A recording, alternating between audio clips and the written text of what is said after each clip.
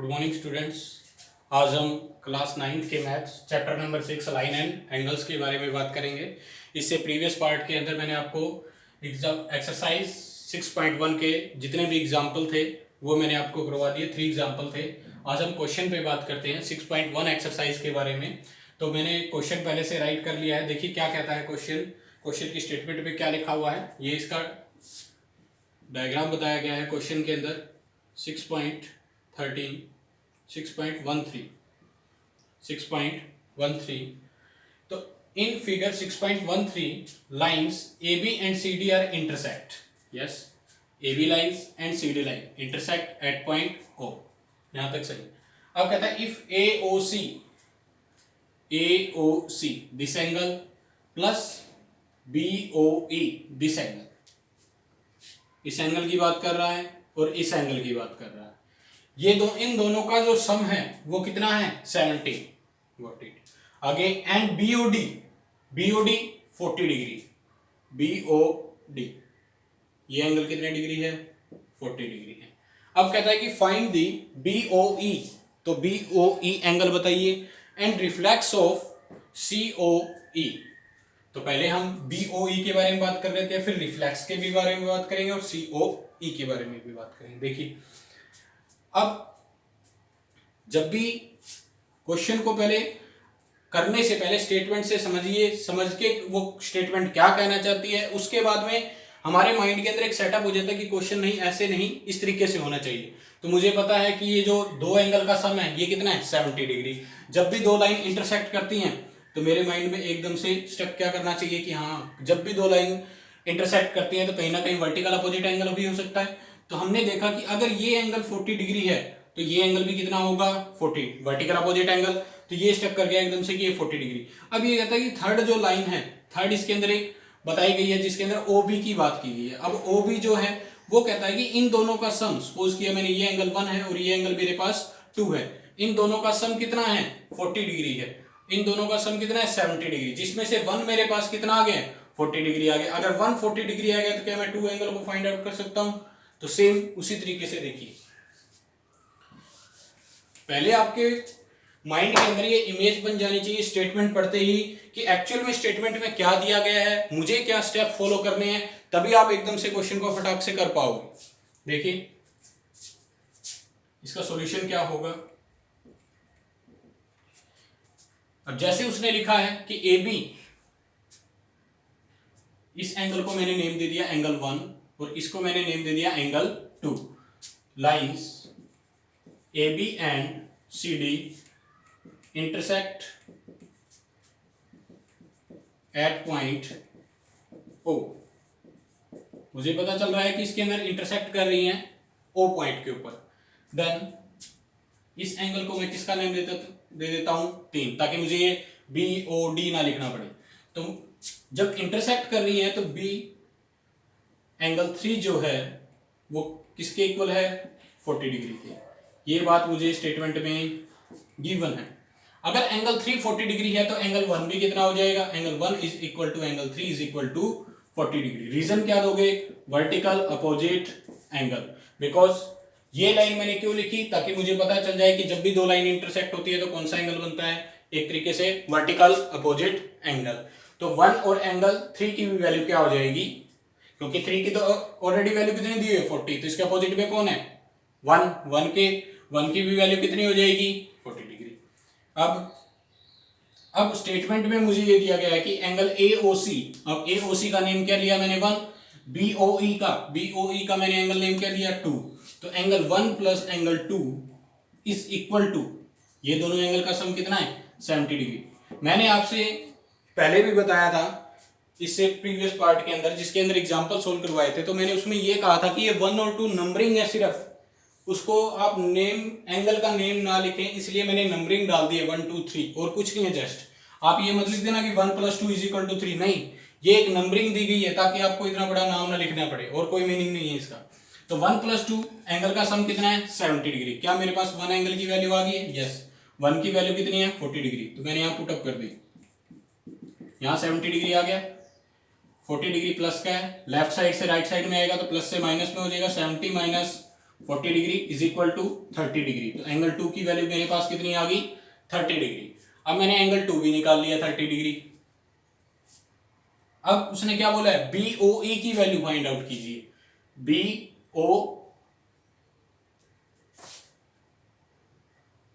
BOE की value, तो BOE आ गया मेरे पास कितना आ गया 30 डिग्री। अब ये मेरा इसी टू एंगल को मैं क्या लिख सकता हूं BOE is equal to 30 degree. Question का एक पार्ट कंप्लीट हो गया।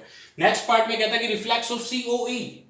अब रिफ्लेक्स एंगल क्या होता है, मैंने आपको रिफ्लेक्स एंगल के बारे में बताया था बेसिक पार्ट के अंदर कि ऐसे एंगल जो 180 से ग्रेटर हो बट लेस देन हो किससे 360 से, उन्हें क्या बोला जाता है रिफ्लेक्स एंगल।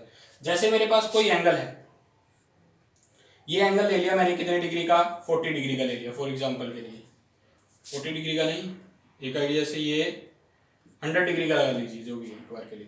तो ये 100 डिग्री का है मेरे पास अगर कोई एंगल, तो ये कहता है कि reflex of this angle, reflex of this angle, इस एंगल का रिफ्लेक्स क्या होगा।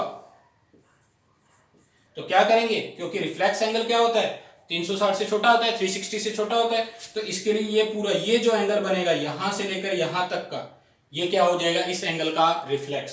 तो पूरा एंगल 360 का होता है, तो जिसमें से 100 ये दिया हुआ है तो हमें रिफ्लेक्स निकालना है, मतलब बचा हुआ ये पार्ट निकालना है। तो ये एंगल कितना हो जाएगा 360 में से 100 को क्या कर देंगे माइनस, तो ये एंगल कितना आ जाएगा 260। तो इस एंगल का रिफ्लेक्स कितना हो जाता है 260। सेम इसी तरीके से एक एग्जांपल से आप इस क्वेश्चन को करिए। आपको क्या चाहिए COE का रिफ्लेक्स, तो उससे पहले मुझे COE के बारे में पता होना चाहिए। तो COE इस एंगल के बारे में बात कर रहा है। ये एंगल नंबर मैंने क्या नेम दे दिया 4। तो एंगल 4 की वैल्यू मुझे फाइंड आउट करनी चाहिए पहले। देखिए तो इस एंगल 4 की वैल्यू कैसे करेंगे, क्या इस डायग्राम को आप इतना ही देख सकते हो, क्या लिखा हुआ है AOB E और C, यहां सिर्फ इतना सा डायग्राम मेजर कीजिए अपने। अब 1 एंगल दिया हुआ है, 2 एंगल दिया हुआ है और एंगल 4 आपको फाइंड आउट करना है। तो क्या ये AOB एक स्ट्रेट लाइन है, AOB एक स्ट्रेट लाइन है, तो स्ट्रेट लाइन पर बने हुए तीनों एंगल का सम कितना होगा 180। ये बात कौन कहता है लीनियर पेयर कहता है। तो लीनियर पेयर अप्लाई कर दीजिए, क्यों, क्योंकि इसमें से 2 एंगल नॉन है और 1 जो 4 है वो क्या है अननोन है। तो इसको मैं लीनियर पेयर की हेल्प से फाइंड आउट कर सकता हूं। देखिए कैसे, क्या लिखोगे AOB is a straight line. अगर ये स्ट्रेट लाइन है तो हम क्या लिखेंगे angle 1 plus angle 4 plus angle 2 is equal to 180 degree.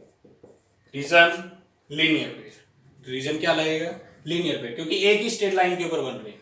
अब कहता है कि 1 की वैल्यू मेरे पास आई थी 40 डिग्री, 4 की एंगल 4 की वैल्यू मुझे निकालनी है, 2 की एंगल 2 की जगह क्या रखोगे 30 डिग्री, 180 हो गया। अब 70, 40 प्लस 30 70, लेफ्ट हैंड साइड से राइट में लेके आओगे तो प्लस में है तो किस में चेंज हो जाएगा 180 माइनस 70, माइनस करने पर एंगल 4 की वैल्यू क्या आ गई 110 डिग्री। Got it. अब यहां से मेरे पास एंगल 4 आया है तो मुझे क्या निकालना है इसका रिफ्लेक्स। अब ये एंगल 4 है तो इसके अलावा जो बचा हुआ पार्ट हो जाएगा this portion is called reflex angle of COE। Angle 4 का रिफ्लेक्स जो ये मैंने डॉटेड पोर्शन किया है यही होगा। तो रिफ्लेक्स एंगल के लिए क्या करते हैं 360 में से जो भी एंगल आया उसको माइनस कर देते हैं। तो क्या लिखेंगे रिफ्लेक्स ऑफ, इसका हम क्या लिख सकते हैं इसका नेम COE, रिफ्लेक्स ऑफ या रिफ्लेक्स एंगल किसका COE का। ठीक है 360 माइनस एंगल COE, 360 माइनस 110, तो सोल्व करने पर कितना आ जाएगा 052, 250 इस एंगल का आंसर आ जाएगा किसका रिफ्लेक्स ऑफ COE।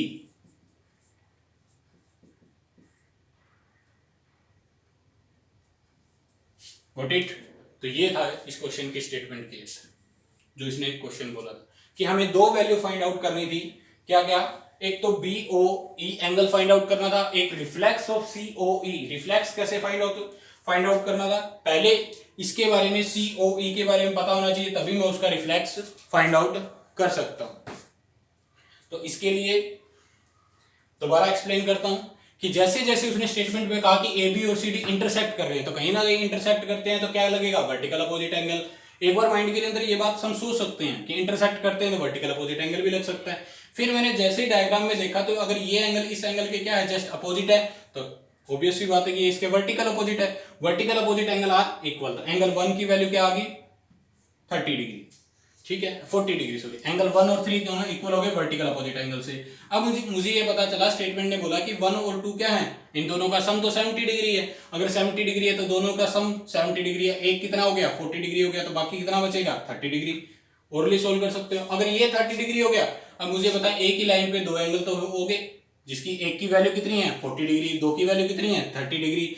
और एंगल इस 4 की हम वैल्यू निकाल सकते हैं क्योंकि स्ट्रेट लाइन पर बनता है, तो बाय लीनियर पेयर के कॉन्सेप्ट से।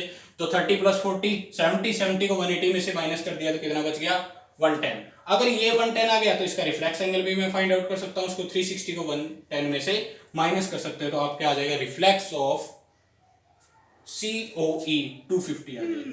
Got it. तो ये था मेरे पास reflex of angle COE is equal to 250।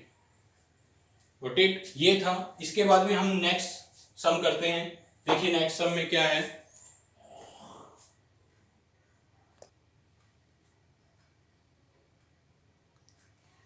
देखिए क्वेश्चन नंबर 2 के अंदर क्या राइट किया गया है। इन फिगर 6.14, ये हमारे पास कोई फिगर दिया गया है जिसका नंबरिंग की गई है 6.14।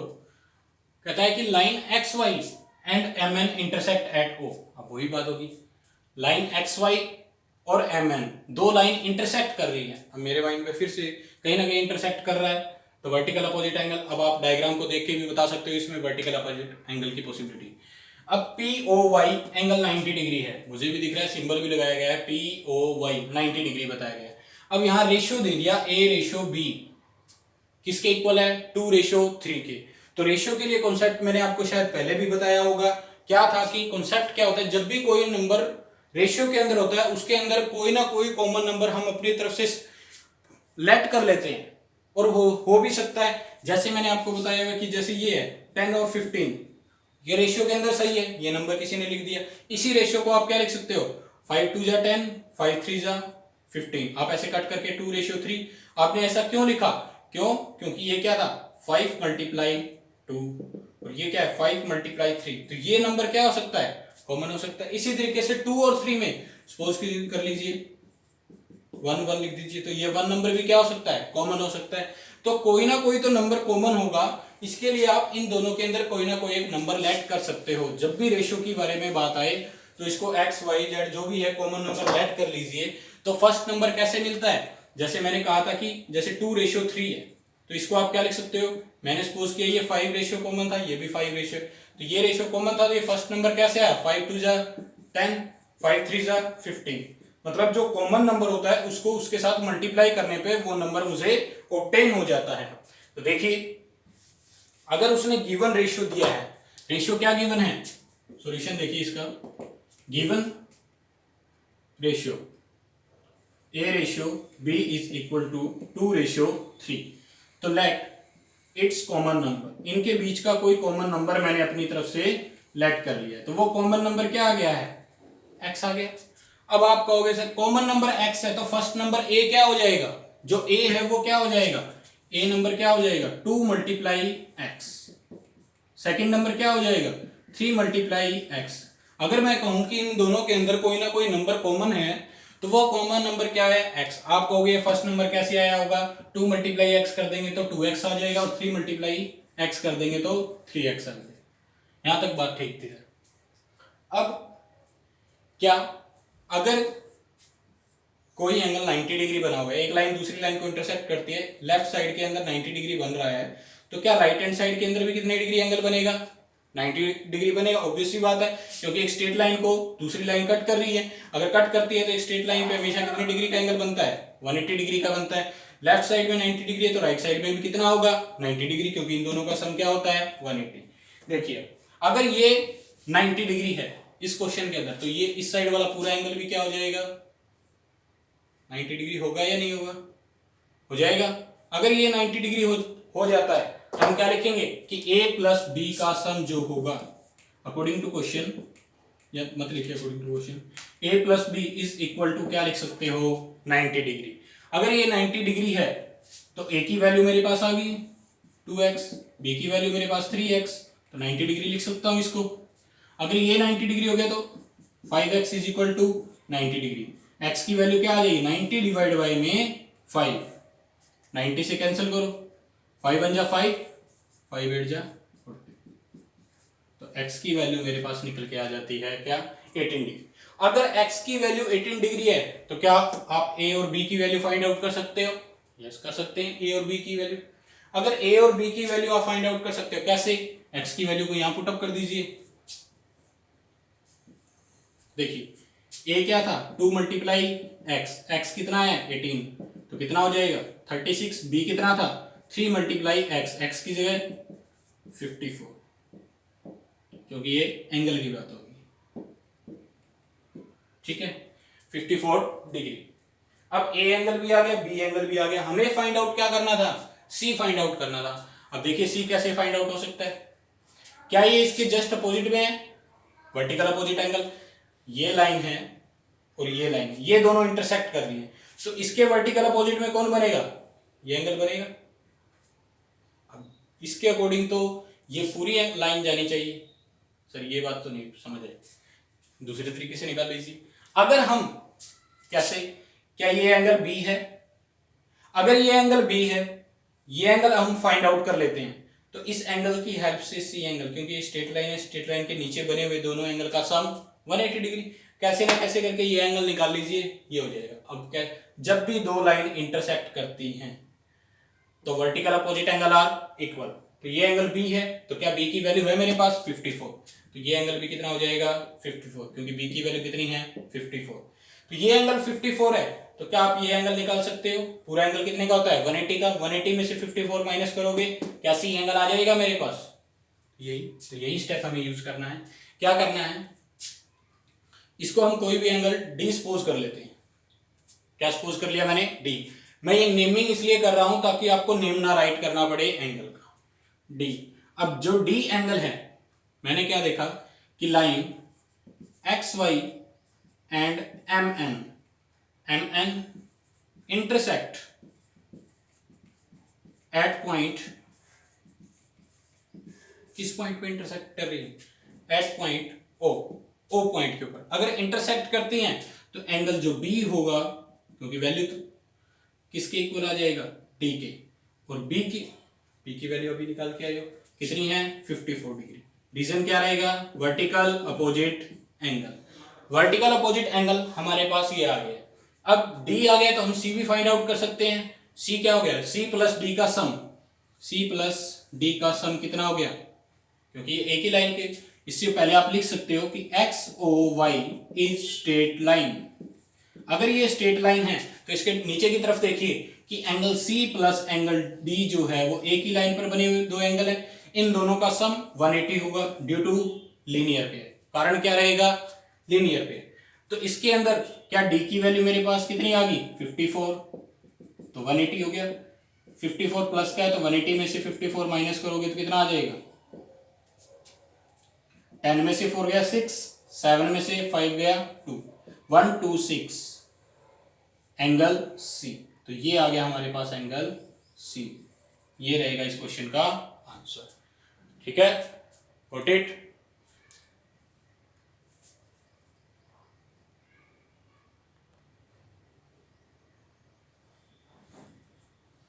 देखिए नेक्स्ट क्वेश्चन नंबर 3।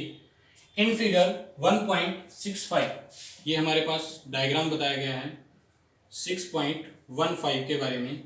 क्या कहता है कि angle P O R, P Q R है यहाँ, पी क्यू आर, और दूसरा क्या दिया गया पी आर क्यू। ये दोनों एंगल इक्वल हैं, मुझे स्टेटमेंट में हमें ये बात गिवन है।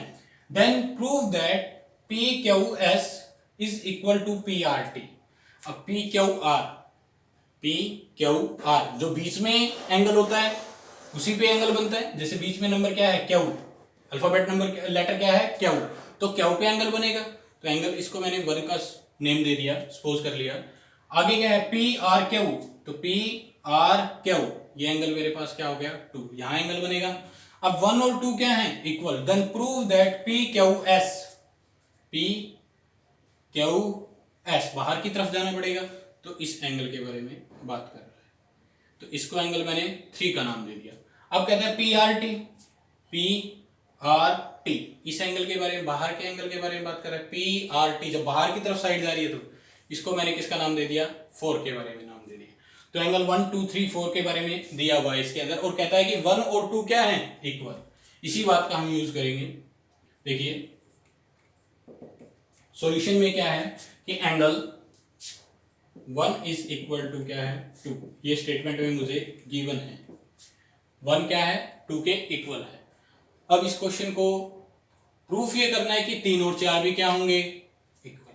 तो इसी की हेल्प लेते हैं। ये एंगल 1 कैसे आया होगा, अगर एक बार देखें तो एंगल 1 क्या है। क्या मैं अगर इतने से डायग्राम को देखूं, ये मेरे पास एक लाइन है, अगर मैं कहता हूं कि अगर ये दोनों एंगल इक्वल हैं तो कोई ना कोई तो वैल्यू होगी इनके पास जो इक्वल होंगे, तो सपोज कर लिया, या फिर आप इसको ऐसे लिख दीजिए, ये एंगल 1 है और ये एंगल क्या है, 3 है, तो इन दोनों का सम, क्योंकि एक स्ट्रेट लाइन है, सिर्फ इतने से डायग्राम को देखूं तो 1 + 3 का सम क्या होगा, 180 डिग्री हो जाएगा। अब ये 2 कैसे आया होगा, सेम इसको भी अलग कर लीजिए, ये इस तरीके से है, एंगल 2 + 4, तो हम क्या लिखेंगे, एंगल 2 + 4 जो होगा इन दोनों का सम भी क्या होगा, 180 होगा। अब इससे क्या पता चला सर, अब यहां से मैं एंगल 1 और एंगल 2 की वैल्यू निकाल सकता हूं, निकाल लीजिए। 180 - 3 और इसको लिखोगे तो 2, 180 - 4। आगे देखिए इसको कैसे करते हैं। मैंने आपको सिर्फ एक आइडिया बताया कि आप इसको कैसे कर सकते हैं। क्या मैं यहां से एंगल 1 की वैल्यू निकालूंगा और यहां से मैं एंगल 2 की वैल्यू निकालूंगा। एक बार देखिए इसको, मैंने इस डायग्राम को ब्रेक कर दिया, अलग अलग कर दिया। कैसे लिखेंगे, मैंने लिखा if ST is a straight line, ST is a straight line, मैंने सपोज कर लिया कि सीधा लिख दिया कि इफ भी बस लिखिए कि ST is a straight line। अगर ST स्ट्रेट लाइन है तो स्ट्रेट लाइन पे हम ये लिख सकते हैं कि एंगल 1 + 3, सिर्फ इतने पार्ट को देख रहा हूं तो ये किसके इक्वल है, 180 के इक्वल है। क्यों, लीनियर पेयर का कॉन्सेप्ट कहता है कि स्ट्रेट लाइन के ऊपर 2 एंगल बने हुए। इतना सा डायग्राम देखिए। अब ये अगर लीनियर पेयर के कॉन्सेप्ट से यहाँ एंगल 1 की बात कर रही है तो मैं यहाँ से एंगल 1 के बारे में फाइंड आउट कर लेता हूँ। 180 - एंगल 3, यहाँ से मैंने इसको एंगल 1 को फाइंड आउट, एक बार छोड़ दीजिए इसको। अगर दूसरी साइड से इस साइड को छोड़ दिया जाए, इस साइड को देखते हैं 2 और 4 वाले एंगल को, इसको बात खत्म होगी। अब इसमें बात करते हैं तो भी ST क्या है, स्ट्रेट लाइन है, और स्ट्रेट लाइन पे कितने एंगल बने हुए, वही 2 + 4 = 180 डिग्री। रीजन, लीनियर पेयर, एक स्ट्रेट लाइन पर बने हुए दोनों एंगल का सम 180 डिग्री। 180 डिग्री है तो यहाँ किसकी बात हो रही है, 2 के बारे में, तो 2 के बारे में लिख दिया मैंने। 180 - एंगल 4, इसको भी यहाँ छोड़ दीजिए। ये मेरे पास इक्वेशन नंबर 1 होगी और ये मेरे पास इक्वेशन नंबर 2 होगी। तो अब इन दोनों को कैसे सोल्व कर सकते हैं, उसने बताया कि 1 किसके इक्वल है, 2 के, तो मैं इसी बात का यूज करूंगा। अगर 1 2 के इक्वल है तो क्या इन दोनों इक्वेशन के अंदर लेफ्ट हैंड साइड इक्वल होगी। जब भी इक्वेशन की बात आती है, अगर लेफ्ट हैंड साइड इक्वल है तो राइट हैंड साइड भी क्या होती है, इक्वल हो जाती है। तो इसी ब्याह पे हम कह सकते हैं कि इसकी राइट हैंड साइड भी क्या हो सकती है, इक्वल। ठीक है, देखिए आगे, फ्रॉम इक्वेशन 1 and 2, 1 और 2 को देखते हुए कि 1 किसके इक्वल है, 2 के, देन 180, क्योंकि 1 अगर 2 के इक्वल है तो left hand side equal, then right hand side also equal. तो 180 - एंगल 3 = 180 - एंगल 4। यहां तक बात समझ आई कि ये कैसे इक्वल हुआ। रीजन दे देना कि एंगल 1 किसके इक्वल था, एंगल 2 के, इसीलिए ये दोनों क्या हो गए, इक्वल हो गए। अगर ये दोनों इक्वल हो जाते हैं तो अब यहां नंबर क्या है, माइनस, इसको मैं इस साइड ले आता हूं 180 को, तो यहां से पहले से 180 था, माइनस का एंगल 4 प्लस का है तो क्या हो जाएगा, माइनस का 180 डिग्री, एक प्लस का है और एक माइनस में। आप इसको डायरेक्ट भी कैंसिल कर सकते हो, 180 प्लस का है, यहाँ पर भी प्लस का है, जैसे मैंने लिखा x प्लस 2 और यहाँ लिखा मैंने y प्लस 2। अब 2 सीधी सी बात है, पता है कि ये प्लस का इधर जाएगा तो माइनस का होगा, या ये 2 प्लस का इधर आएगा तो माइनस का होगा। आप इसको यहीं कैंसिल कर सकते हो क्योंकि दोनों इक्वलिटी के अंदर है।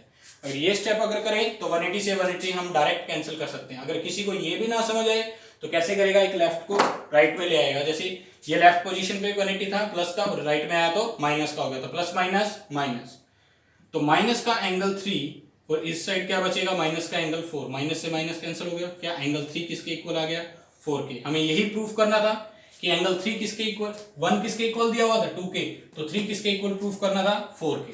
तो 3 की वैल्यू क्या है एक्चुअल में, नेम क्या दिया हुआ है P Q S is equal to P R T, P R T. ये रिजल्ट हमारे पास प्रूफ हो जाता है क्योंकि हमने ये 1 2 3 तो अपनी तरफ से मेजरमेंट किए थे, क्वेश्चन में तो हमें ये प्रूफ करना है, तो इसलिए ये क्या हो गया, हैंस प्रूफ। Got it. तो ये था मेरे पास क्वेश्चन नंबर 3।